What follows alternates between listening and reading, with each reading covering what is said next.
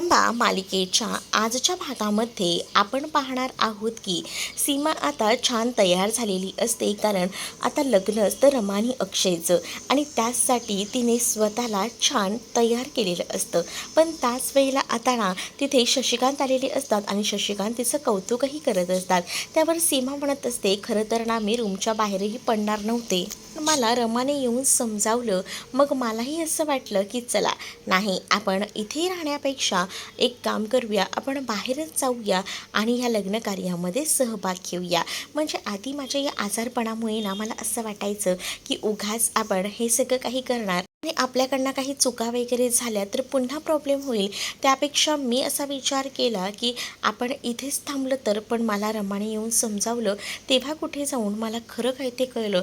मग मीही विचार केला की चला जाऊ दे, आपली मुलगी आपल्याला इतकं सांगते तर आपल्याला ह्या लग्नाला जायलाच हवं. शशिकांतही आता रमाचं कौतुक करत इथे मात्र म्हणत असतात की खरंच ना, तू जो काही विचार केला आहेस ना तो एकदम परफेक्ट आहे. कारण जर तू इथे थांबलीस तर उगाच तुला तुझं मन खात राहणार, त्यापेक्षा आपण तिथेच जाऊया असाही विचार मी केला. असंही आता इकडे असणारी ही सीमा बोलत असते. शशिकांतला सुद्धा सीमाचं सगळंच म्हणणं पटतं आणि तेही म्हणत असतात की तू जो काही निर्णय घेतला आहे तो एकदम बेस्ट घेतला आहेस आणि मला असं वाटतं की चल फायनली तू त्यांच्याबरोबर मिसळतेस ना, सगळ्या गोष्टी विसरतेस, हेच माझ्यासाठी खूप जास्त महत्त्वाचं आहे.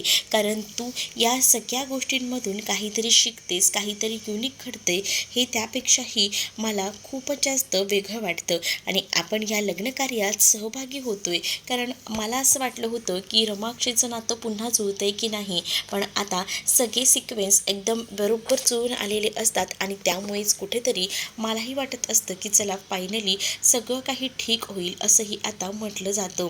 जेव्हा या सगळ्या गोष्टी शशिकांत आणि इथे असणारी ही सीमा बोलत असते ना, तेव्हा सीमाही म्हणत असते की चला आता आपल्याला ऑलरेडी उशीर झालाय, अजून उशीर करायला नको, पटकन जाऊन येऊया असंही सांगितलं जातं. आणि मग ती दोघंही जण बाहेर जायला निघतात, कारण रमा अक्षय आपली वाट बघत असतील. दुसरीकडे अक्षयची वरात ना अगदी वाजत गाजत दारापाशी यायला निघालेली असते. आरोही, आनंद सगळेजण नाचत असतात, कारण त्यांना आनंद झालेला असतो आणि अक्षय तर गाडीमध्ये उभा असतो आणि तो सुद्धा तिथं नाचत असतो. त्यालाही या सगळ्याचा आनंद होतो. आरोहीला तर सगळेजण उचलून उचलून नाचवत असतात. साईही खूप जास्त खुश असतो, तर अक्षय साईला हा आवाज देऊन बोलवत असतो आणि म्हणत असतो की साई साई लवकर इकडे ये. बरोबर नाचणारा साई लगेचच पुढे जातो आणि साई तिथे गेल्यानंतर आता मात्र तो विचारतो की काय झालं आहे, अगं अण्णा कुठे राहिले, अण्णा अजूनही आले नाही आहेत, काय झालं आहे नेमकं अण्णांचं. हो हो माहिती आहे, अण्णांना यायला उशीर झाला आहे, पण येतीलच अण्णा इतक्यात, नका काळजी करू असंही सांगितलं जातं. हो मग ठीक आहे, आम्ही वाट बघतोय कधी एकदा येत आहेत त्याची. आणि त्यानंतर आता मी बघतो जाऊन असंही साई म्हणतो, कारण साईला असं वाटत असतं की आता पहिल्यांदा आपण बोलवायला हवं आणि जर आपण बोलवून घेतलं तर ते बरं होईल आणि म्हणूनच आता तोही बोलवायला वगैरे जातो. इकडे मात्र आता मनमुरादपणे आरोहीसुद्धा या सगळ्याचा आनंद घेत असते, कारण तिच्या आईबाबांचं लग्न आहे आणि त्यामुळेच ना ती खूप जास्त खुश असते. इकडे जो अक्षय असतो तो सगळ्या काही गोष्टी ज्या आहेत त्या व्यवस्थित सांगत असतो की बघ अण्णा नसतील आले कुठे तर त्या कुठपर्यंत आले, त्या सगळ्या गोष्टी तो समजावून सांगतो. कारण अण्णा नसतील तर रमा या लग्नासाठी उभी राहणार नाही हे सुद्धा अक्षयला माहिती होतं. म्हणूनच अक्षय असा विचार करतो की अण्णा आले नाही आहेत तर अण्णांना घ्यायला जायला लागेल का. मग साई म्हणतो की मी बघतो थांब. आणि त्यानंतर मात्र आता आरोही नाचत असते, तिला साईही दिसतो. साईला ती थँक्यू असं म्हणते. साई म्हणत असतो की हे सगळं कशासाठी बाळा, पण आता ती म्हणत असते की तू माझ्या आईबाबांना पुन्हा एकत्र आणलंस ना म्हणून, मग आता तुझ्याही लग्नामध्ये मी अशीच नाचणार आहे असंही काहीसं तिचं म्हणणं असतं. आणि ती जेव्हा हे सगळं काही नाचत खुलत असते तेव्हा ती चुकून ना तो बोलून जातो, मग तुला माझ्या लग्नामध्ये नाचण्यासाठी तिकडे यावं लागेल गावाला. ती म्हणते की काम. मग त्याच्या लक्षात येतं की नको नको, आपण सगळ्याच गोष्टी नको सांगायला, जर आपण सगळ्याच गोष्टी सांगितल्या तर या मुलीला सगळं काही कळेल आणि तेच कळू द्यायचं नसतं. आणि म्हणूनच आता तो काहीच सांगत नाही. तो म्हणत असतो जाऊ दे, नाही नाही काही नाही, चल चल चल आपण आहे ना मस्त एन्जॉय करूया चल. आणि असं बोलून आता त्यांचं पुन्हा एकदा खेळ रंगलेला असतो. छान नाचत वगैरे असतात आणि त्याच वेळेला ते छान नाचत वगैरे असतात आणि त्याला आता पहिल्यांदा अण्णांना बघायला जायचं असतं, कारण अण्णांना यायलासुद्धा उशीर झाला आहे असं इथे असणाऱ्या या अक्षयला आणि त्याचसोबत साईलासुद्धा वाटत असतं. साई म्हणत असतो, तू एन्जॉय कर, मी येतोच, कारण माझं थोडं काम आहे असं बोलून तो आता तिकडनं जायला निघत असतो. कारण त्यांना असं वाटत असतं की काहीतरी अण्णा कुठेतरी राहिले आहेत, तर अण्णांना बघायला हवं. दुसरीकडे गौरीहार पूजतच रमा बसलेली असते आणि रमाच्या मनामध्ये सतत तेच विचार सुरू असतात की सगळं काही नीट व्हायला हवं, सगळ्या काही गोष्टी व्यवस्थित व्हायला हव्यात आणि यासाठी ती देवाकडे प्रार्थना करत असते. बाजूला तिथे पार्वती आजी आणि त्याचसोबत संध्यासुद्धा बसलेली असते आणि पार्वती आजी आणि संध्या या मात्र आता रमाकडे एकटक बघत असतात. रमा गौरीहार पूजत असते आणि रमाकडे बघूनच त्यांना एकदम छान वाटत असतं, कारण रमा छान नटलेली असते, सजलेली असते. संध्याची काही स्वप्न असतात रमाकडे बघून, पण आता तिची ती स्वप्न अधुरीच राहिलेली असतात आणि त्यामुळेच ना आता एकदमच कसं तरी वाटत असतं. तरीसुद्धा आता रमा गौरीहार पूजत असताना तिथे त्या दोघीही बसलेल्या असतात. माझंसुद्धा गौरीहार पूजताना इतकं लक्ष नसतं, कारण ती जरा वेगळाच विचार करत असते. तिला असं वाटत असतं की कधी सगळेजण एकत्र येतील, कारण सीमालासुद्धा तिने सांगितलेलं असतं, पण अजूनही तिच्या इथे सीमा बाहेर आलेली नसते. म्हणून थोडं का होईना ती असा विचार करत असते, सगळं ठीक होईल ना, ओके होईल ना, कार्य निर्विघ्नपणे पार पडेल ना. आता सीमाही तिथे आलेली असते आणि सीमा एकटक रमाकडे बघत असते आणि रमाला म्हणत असते की बाळा काळजी करू नको. आता गौरीहार पूजला जात असतो आणि ह्या सगळ्या गोष्टी केल्या जात असतात आणि तेवढ्यातच ना इथे संध्याचा फोन वाजलेला असतो. म्हणजे संध्या फोन करून विचारते की साई वगैरे कुठे आहे. साई अचानक कुठे गेला असा प्रश्न संध्याला पडलेला असतो, कारण संध्याला माहिती असतं साईच्या मनाची अवस्था. तिला असं वाटतं की रमाक्षयचं लग्न होते म्हणून साई कुठेतरी नाराज असेल, म्हणून तर साई कुठे गेलेला नसेल ना असंही वाटत असतं. पण अण्णा अजून आलेले नसतात. अण्णांना बघण्यासाठी म्हणून तो खास बाहेर पडलेला असतो. अण्णांना इकडे तिकडे तो आता शोधत असतो. तर दुसरीकडे मात्र रमाला आता सांगितलं जातं की चल आता तुझी वेळ आलेली आहे, तुला बाहेर जायचं आहे. पण आता रमा ऐकायला तयार नसते. रमा म्हणत असते की जोपर्यंत अण्णा येत नाही तोपर्यंत मी काही इथून हलणार नाही आहे. त्याच वेळेला तिला सांगितलं जातं की चल, पण आता तिथे गौरीहार पूजन सुरू असतं आणि रमा अण्णांची वाट बघत बसलेली असते आणि तेवढ्यातच संध्या आता बाहेर जाते साई कुठे आहे ते बघायला आणि ती बाहेर जाऊन हे सगळं काही बघत असते. तर बाहेर खूप छान असे सगळीजण नाचत असतात आणि त्याच वेळेला इकडनं अचानक जी आहे ता गायब झालेली असते. सगळीजण नाचत असतात. अर्थाला वाईट वाटत असतं. तिला असं वाटत असतं की तिचे आई बाबा ह्याला प्रोग्रामला नाही आहेत. जरी अभिने दुसरं लग्न केलेलं असलं तरी अभि यायला पाहिजे होता या कार्यक्रमाला, पण अभि काही आलेला नसतो आणि त्यामुळे ती नाराज असते. इकडे मात्र साईला शोधत संध्या बाहेर आलेली असते आणि त्याच वेळेला ती अक्षयला विचारत असते की साई कुठे आहे. तर अक्षय सांगतो की तो आत्ताच गेला आहे अण्णांना बघायला, नका काळजी करू असं देखील आता म्हटलं जात असतं. आणि जेव्हा या सगळ्या गोष्टी सांगितल्या जातात तेव्हा ती म्हणते की ठीक आहे मी बघते कुठे आहे तो, आणि असं बोलूनच आता त्याही बाहेर पडतात, कारण त्यांनाही शोधायचं असतं साईला. त्यांना असं वाटत असतं की साई कुठे गेला, पण त्याला अक्षय धीर देत असतो आणि म्हणत असतो की तो येईलच इतक्यात, तुम्ही काळजी करू नका. आणि त्यानंतर आता तोही कॉल करून बघतो आणि तो म्हणत असतो की हे बघा त्याने मला आत्ताच फोनवर सांगितले की तो बाहेर अण्णांना आणायला गेला आहे. मग तर झालं, चला आपण आपल्या कार्यक्रमाला सुरुवात करूया, जास्त विचार करूया नको असं देखील आता तिला समजवलं जातं. तेव्हा कुठे जाऊन ती ऐकते आणि त्यानंतर आता पुढे ही वरात अशीच पुढे जात असते. पण दुसरीकडे मात्र आता जी स्वरा आहे ती आपल्या आदित्यला भेटायला गेलेली असते आणि आदित्य तिला आता समजावत असतो, कारण ह्यांचंही लग्न होते आणि सगळ्या अडचणी आता त्यांच्या दूर झाल्या आहेत. मग आता तू लंडनला निघून जाशील हे मला माहिती आहे, पण मी काही तुझ्यासोबत लंडनला येऊ शकत नाही, कारण माझी फॅमिली ही माझ्या जवळ असायला हवी असं नेहमीच मला वाटतं. आणि तू जर मला त्याच्यामध्ये चूज करायला सांगत असेल तर मी सॉरी, पण मी लंडनला येऊ शकत नाही माझ्या फॅमिलीला सोडून असं देखील आदित्य आता स्पष्टपणे सांगून टाकतो. जेव्हा हे सगळं काही तो स्पष्टपणे बोलतो तेव्हा मात्र स्वरा शांतच असते. स्वरा म्हणत असते की ठीक आहे, तू जर लंडनला येणार नसेल तर मग मलाच आता इकडे राहावं लागेल. मग आता तोही चिडतो आणि तो म्हणतो की काय चाललं यार, सिरियसनेस आहे की नाही. मग त्याच वेळेला स्वरा जोरात हसते आणि स्वरा जशी हसायला लागली तसं आता आदित्य म्हणतो की काय झालं आहे स्वरा, मी मस्करी नाही करत आहे, मी सिरियस टॉपिकवर तुझ्याशी बोलतो आहे. कारण मला ना माझ्या घरच्यांना सोडून कुठेही जाता येणार नाही आहे, असंही तो आता म्हणत असतो.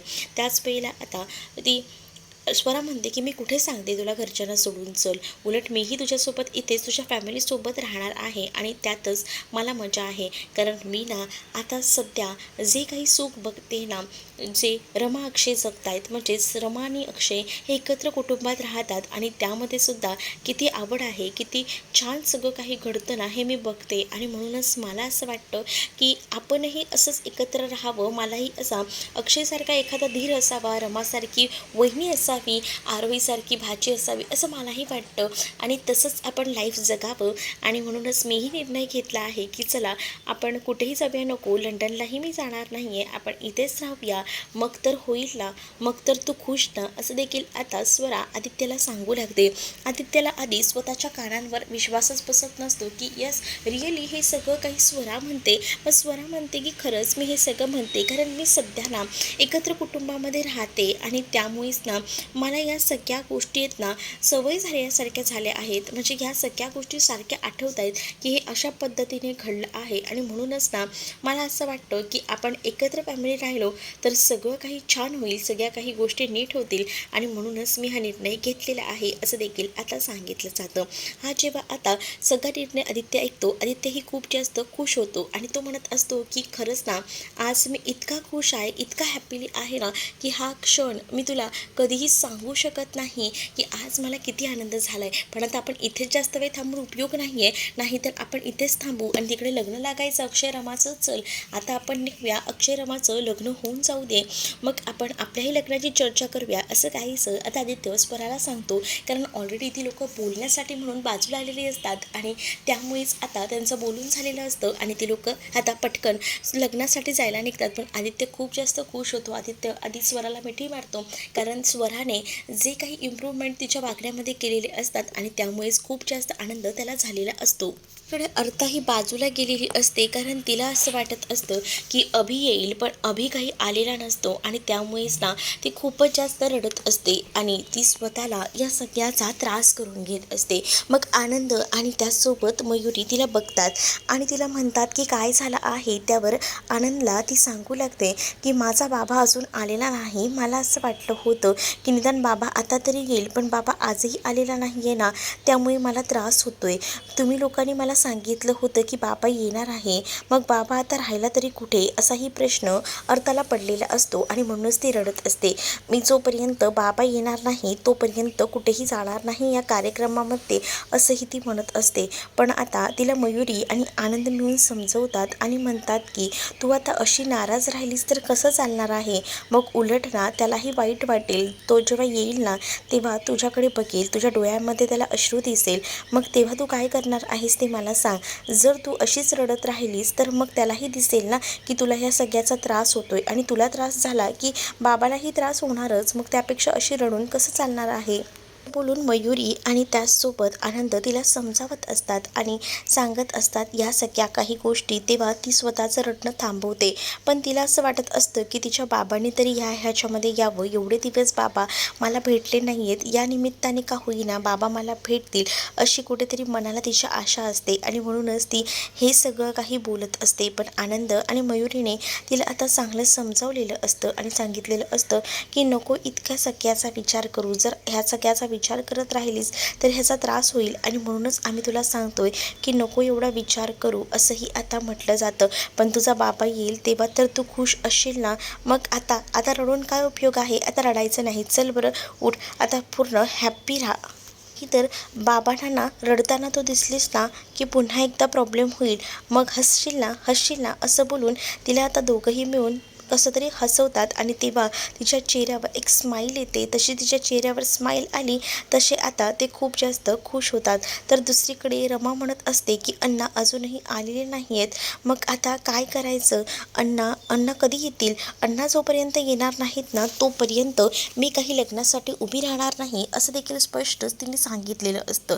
त्याच वेळेला आता तिला समजवलं जातं की असा विचार नको करूस, नको हे सगळं काही बोलूस, कारण अण्णा येतील पण आपल्याला उशीर व्हायला नको. चल आपल्याबरोबर. पण अण्णा जोपर्यंत येत नाही तोपर्यंत मी लग्नाला उभी राहणार नाही, कारण जेव्हा माझी परिस्थिती खूप जास्त बिकट होती, माझ्याबरोबर कोणी नव्हतं, तेव्हा अण्णांनीच मला या सगळ्यातून सावरलं होतं. आणि आता अण्णालाच मी पाठ फिरवणार नाही. मला ह्या गोष्टी पटणार नाहीत, कारण अण्णांनी ना मला माझ्या वडिलांचं प्रेम दिलं. माझ्या आयुष्यात ना माझं असे वडील जे होते ते नव्हते. म्हणजेच मी लहान असताना माझे वडील मला सोडून गेले. त्यानंतर मला अण्णांमुळे माझे वडील पुन्हा एकदा भेटले. त्यांच्यासोबत मी इतके दिवस राहिले. पण आता ह्या सगळ्यामुळेच ना मला एकटीलाच नाही जावंसं वाटत आहे. मला असं वाटतं आहे ना की थांबावं आणि त्यांची वाट बघावी. मला अण्णाच घेऊन जातील मंडपात, कारण ते माझे बाबा आहेत असं देखील आता सांगितलं जातं. संध्या तिला समजावत असते पण संध्याचं ती ऐकत नाही. म्हणजे तिला असं वाटतं की जर आपले बाबा आपल्याला घेऊन जातील तर त्यापेक्षा मोठं सुख कोणतंच नाही आहे. आणि म्हणूनच ती आता वाट बघत असते. ती कोणाचंही ऐकायला तयार नसते, कारण तिची अवस्था मनाची तिला माहिती आहे. कारण आतापर्यंत ती जेव्हा रस्त्यावर होती तिला सावरायला फक्त अण्णा होते. अण्णांमुळे ती आता या पोझिशनला येऊन पोचलेली होती. तिचं नशीब पूर्णपणे अण्णांमुळे बदललेलं होतं आणि त्यामुळेच ना तिला या सगळ्या गोष्टी अशा वाटत असतात. पण अण्णाची वाट बघत ती बाहेरच थांबलेली असते. त्यानंतर आता देवाकडे ती प्रार्थना वगैरे करते आणि पूजा वगैरे तिची करून झाल्यानंतर तिथेच उभी असते. तेवढ्यातच शशिकांत तिथे येतात आणि शशिकांत आता बोलत असतात रमाला की मला माहिती आहे तू नक्कीच ना वाट बघत असशील अण्णांची, पण अण्णा अजून आलेले नाही आहेत ना. पण मी सुद्धा तुझ्या बापासारखाच आहे, कारण आतापर्यंत मला माहिती आहे माझ्याकडनं खूप चुका झाल्या आहेत. मी तुला काही म्हणून नाही म्हटलं आहे, किती हिणवलं आहे मी. पण मला ना आता माझ्या चुकीची जाणीव होते ग रमा, कारण मी तेव्हासुद्धा असाच विचार करायचो की तू या घरची सून वगैरे नको व्हायला. पण आज फायनली मला आनंद होतोय आणि मला खूप बरं वाटते. उलट माझ्या पदरी किती सुंदर अशी लेक आहे याचा मला अभिमान आहे.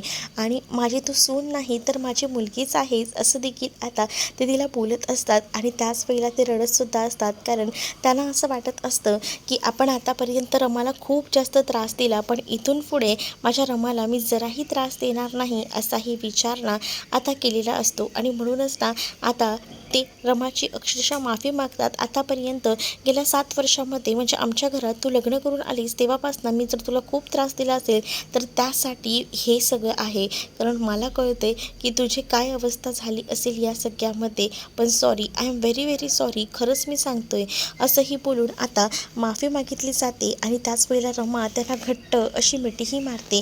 रमा जेव्हा घट्ट मिठी मारते ना तेव्हा त्यांना खूप बरं वाटतं आणि ते आता जरा रिलॅक्स असतात. आणि त्याच वेळेला आता रमाला ते म्हणतात की मग या बापासोबत तर लग्न मंडपात येशील ना, चालेल ना, हा बाप तुला घेऊन गेला तर? त्यावर रमा हो असं म्हणते.